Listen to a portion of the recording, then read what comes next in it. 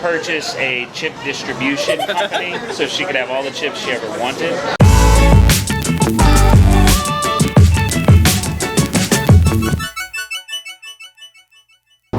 Hello.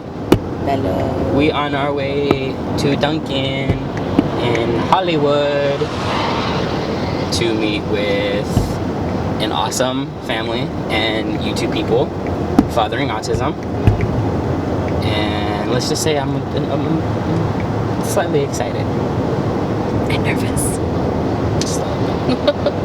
No, actually I'm really excited. Because they're awesome people. Hopefully, we can get some good stuff. I am very interested in sitting down and talking with them, like doing an interview type deal and recording it, but I don't know if that's going to be possible because they're doing a meetup and it's going to be a ton of people. The last meetup they did in Anaheim, they had over 100 people show up because they're in California for Vidcon this weekend. So I have no idea what tonight's gonna look like, but we'll see.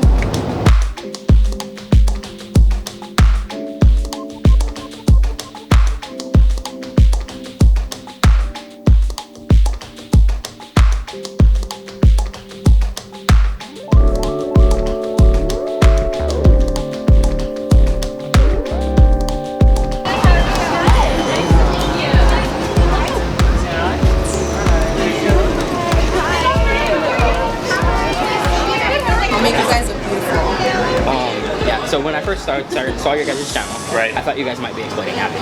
Okay, understandable. We actually get that question a lot.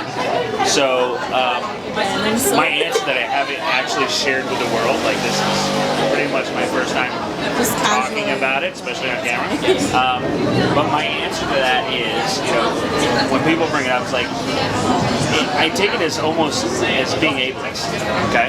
And not that you had any intention of being ableist, but she has autism. Therefore, she can't be on YouTube, would be my question, right? Like, and then your question would be, how do you know she wants to? And I would say, how do you know she doesn't?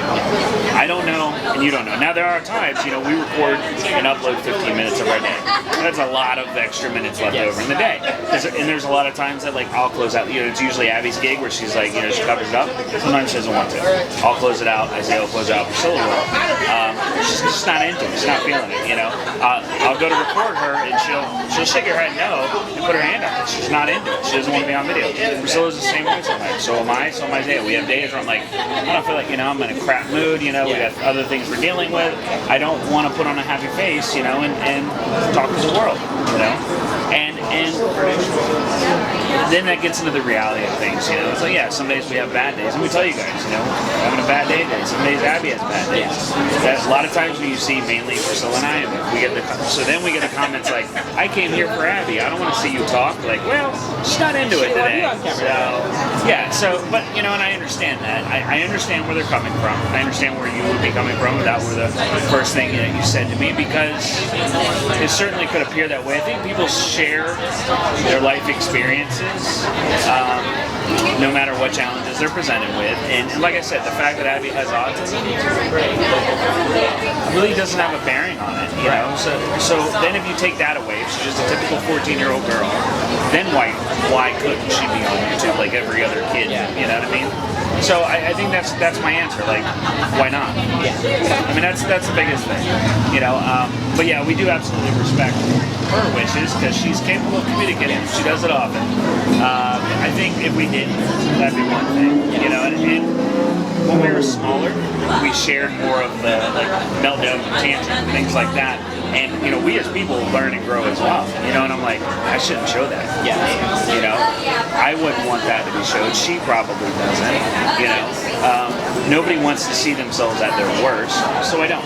I don't share it. Totally understand. You know, we talk about it, and you know, we still get comments even then. Like, you know, people ask us, well, you know, how are we supposed to know what it looks like if you don't show it? Like, well, you can imagine. Imagine the worst. That's what it looks like. You know, so we get it from both ends, really. Here's a little bit of the story. So I worked with an agency that was contracted to the school. We went on a field trip one time, and the teacher brought Nicole cuts and chips for the staff, and then whatever was left with the kids after they ate their lunch for them to have the chips and whatnot. One of the kids, nonverbal just like that, was, you know, wanting the chips but not using his iPad to communicate. And we know what you want, but you need to tell me. And he was just whining and pointing. And we finally got him to do it. And then I looked at my coworker and I was like, what would you do if you looked at you and said, I'd give him the chips. I was gonna say, what would you do if In Abby, a heartbeat. even though totally not okay, I would appropriate, purchase a chip distribution company so she could have all the chips she ever wanted. I have said so many times that if Abby said, like, so people, you know, they talk about how Abby, oh, I heard her say her first words. Like, I sat down in front of that kid with her staring me in the eye, like, and I've got a handful of candy. See how much she loves candy. And I told her, like, if you just go, I've got bags of candy. Yeah. You know, I mean, I'm super hard, you know, 2 years of recording videos, it's super hard to say without getting emotional. But to hear my kid say dad is like, yeah, top of my list. I'm no different than anybody else. I want that for me, you know? Obviously, I want her to be able to communicate, you know, effectively. Like, most of her tantrums and behaviors and then turning into meltdowns happen because of lack of inability to communicate effectively. So, yeah, I would absolutely want that. Yeah, bags and bags of chips. Yeah, right. Yeah. How did you guys feel and your thoughts when you found out when she was diagnosed? Like, what was that process like? So, you know, Abigail had symptoms of developmental delay, which we probably didn't even know the term for back then, from early on, from a year old. So at 2.5, when she was first diagnosed, it was, I don't know, you know, it was crushing. I'm not gonna lie, it was crushing. You know, we weren't like super parents where, you know, we were young. We had Isaiah when we were 19, so this is 2 years later, you know, and it's hard to recall, to be honest with you, because it was such a blur. You know, I've always been a fixer, and Priscilla's a planner. So together, we're like, what do we do? How do we fix our kid? You know, and I think a lot of parents go through that, and some stay there, honestly, where they get to where they're like, I gotta fix my child, you know, and it becomes an obsession. It becomes, you know, it was Project Abigail, basically. You know, we went to autism walks. It was all, you know, Team Abby, you know. We all had shirts, literally, that said Team Abby. And that's what it was all about. And we spent so much time finding therapists, you know, looking things up and like figuring out what to do and like how we're gonna cure this. And it took a while for that transition to happen where it became, this is our child. Yeah. She's not a project. She's not something that needs to be fixed. We can help her, you know, to be more independent as life goes on and for, you know, improve her quality of life as well as the family's. But it's not something that needs to be fixed. So that took a while, and I think that was our initial reaction, just because of our personalities. Like I said, I'm the fixer, she's the planner, go, go, go. But there was also that devastation, you know, and it took us a long time to realize that we walked out of there. Regardless if we had a piece of paper with a diagnosis, it took us a long time to realize we walked out of the same girl that we walked in with. Nothing had changed. Right. And that's why we share that with parents so often. That's why that's our mantra, you know. So that parents with a newly diagnosed child, they hopefully that helps comfort them a little bit. Nothing has changed. You just now have better access to services because of that paper. What advice do I give to new parents? Well, it's gonna be okay. It does not get better. It just gets different.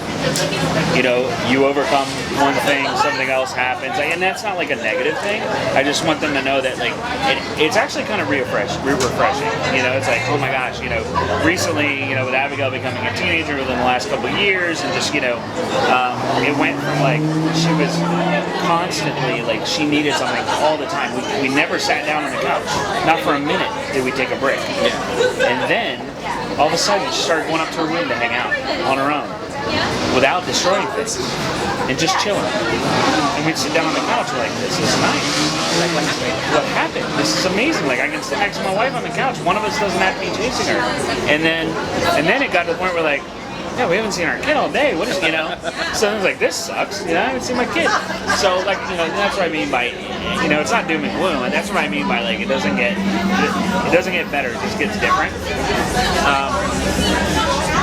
And then, like I said, you know, your child is not a project. Your child is not something that needs to be fixed. It's just your kid. Give them the tools that they need to improve their quality of life. But don't focus all your energy on fixing and curing and therapizing and all that, you know, because you're going to lose track of what's important. And that's just living your life and enjoying your child for who they are. I think that's the most important part. Thoughts on discipline for kids with autism?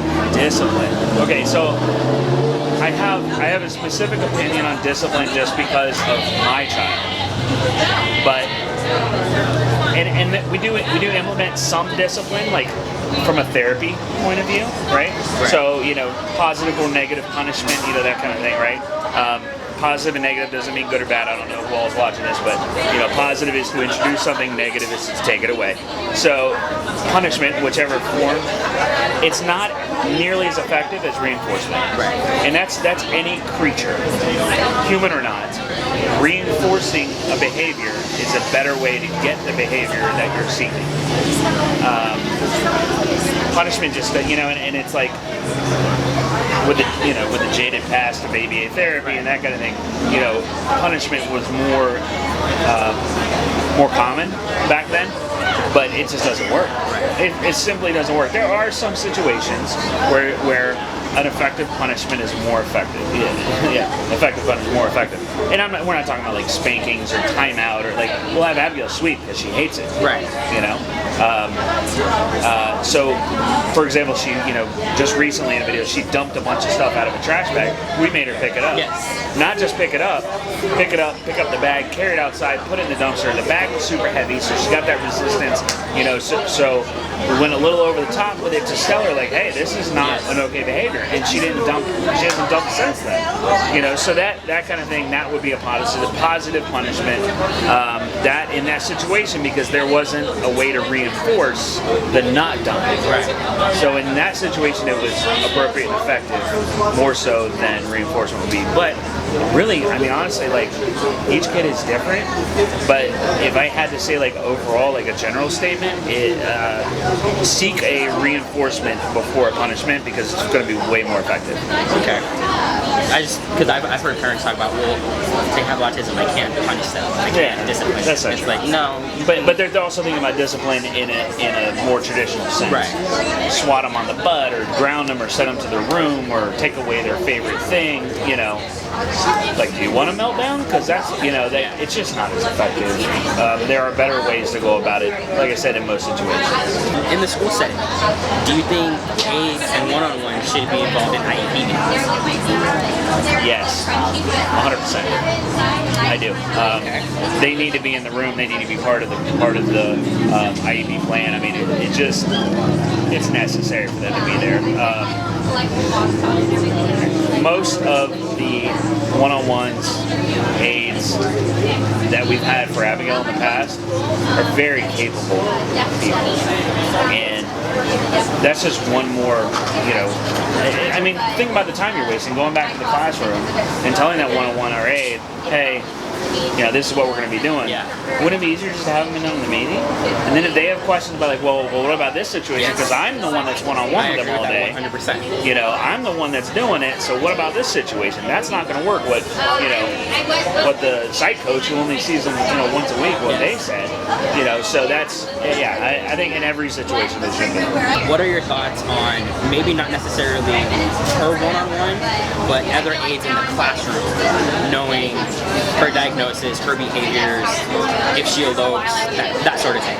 I ask that because I've worked in settings where you're a one-to-one, you only know about your kid. You don't know about the other kids in the classroom. So, But even though you at times do work with the other kids. okay, yeah. So part of that comes down to like funding, right? Right. For funding for that aid or that one-on-one, like you're only allowed to work with that child because that's the child that's receiving, essentially receiving the funding, even though no money is ever, it's in their IEP, so they get it. And no, that one-on-one can't be used for other kids, and I understand that, but that one-on-one still needs a lunch break, so you might have another one. So yeah, I mean, it seems kind of silly not to have everybody have some knowledge of the child that's in the classroom, and I mean, it takes a village, right? I mean, that just makes sense to me. So why not? Because I've been told for confidentiality reasons, I can't tell you what their behaviors are. Yeah, don't send them to school then. You're worried about the people in the classroom, not confidentiality. Then don't send your kid to school. I mean, that's because they need to know. If you want to keep your kid from eloping and keep it safe, the people in the room need to know they elope. Yes. Some of this stuff seems like common sense, I think it was yesterday's video or today's video. You guys talked about Summer being Abby's respite. Yes. How does that work as a dual relationship? Okay. Well, how does it work with Isaiah? You know what I mean? Right. So, as a caregiver, well, how does it work with any of this, honestly? I mean, it's like, I'm Abigail's primary caregiver at home, right?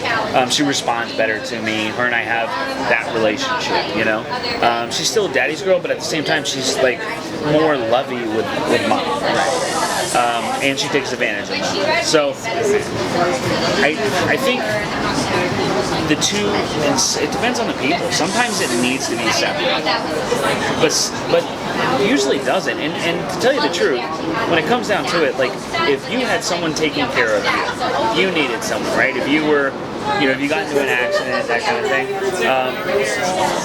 you need someone to take care of you. Wouldn't you want it to be someone that you liked? Yes. Wouldn't you want it to be someone that you had a relationship with, not just a warm body that's going to come in there and make sure your needs are taken care of. Somebody that, and I want someone that's going to make my girl smile. That they're going to be excited to see. That's what I would want for her anyway. So, does it have its challenges? Yeah, probably. But the advantages of having that dual relationship, I think they outweigh the challenges. Yeah. I'm sure like personal relationships can get in the way of that care thing. Then you have like caregiver burnout. And that's more of a thing when you have like child and parent things. That the advantage of having Summer is that she doesn't live with us. She lives in South Florida, and she comes to visit. She's she goes on trips with us. So the advantage of having that is that she can get away from it. Then the advantage of having her is that Isaiah can get away from the caregiving side of things and just be an annoying brother to her sister. You know what I mean? So, and then we can do the same thing. Like I know she walked behind me, but I saw Summer too, so I didn't have to snap around, and I don't have to do this the whole time I'm talking to you. You know what I mean? So. Okay. Is there any? Because like I know as a therapist, you can't have that dual relationship. Right. There's no issue with that for respite? No. Okay. None for respite, just because it's such a different scenario. Now, I mean, if you told me that like maybe therapists don't have personal feelings for their clients, like, then your therapist has no soul. Because that's just, I mean, I've loved every kid I've worked with. Yeah, and but I understand like the ethics of it and what you guys have to sign off on. Like I get it, and I respect it, and I would never like I'm like, dude, why don't you hug my kid? What's wrong? Like I would never. I get it, and I think it is important because at the same time you don't want her manipulating you like she does everybody else, and she manipulates the ones she loves. That's just her jam. So no, I understand that. Yeah, I think it's totally different. Therapist to caregiver. Okay. Yeah. A lot of people, when they find out their child is diagnosed with autism, they focus more so on the negatives. What's something positive about having a child that's autistic? Made a loud noise. Can I answer? Have at it. So Abigail, being a 14-year-old girl, has no issue with doing things that most typical 14-year-old girls, like she lives her best life and doesn't care who judges her. I think that's a positive. I think if we all could live like that, if I didn't care what people thought about me, how I looked, what I was doing, that's just so free. So I think that's a positive of her autism. I'm not saying everybody has that, but for her, I think that's very free.